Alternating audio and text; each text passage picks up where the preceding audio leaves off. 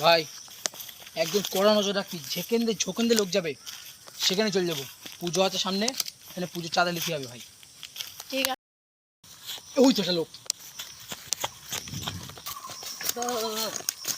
সরস্বতী চাঁদা দেন। সরস্বতী বানান করো তুই। সরস্বতী বানান, তেরোটা মনে করলেন। বানান করতে হলে কী দেবেন? 5 লাখ টাকা। আর না পারলে 5 টাকা। এই যে কী ধরনের লোক ভাই, বলবো?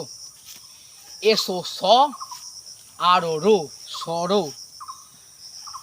এসো সো TMINT সরস্বতী। ওই এই না হচ্ছে গ্রামের ছেলে, এই তো উন্নতি করে নেবে। এ না তোমাদের 5 লাখ টাকা।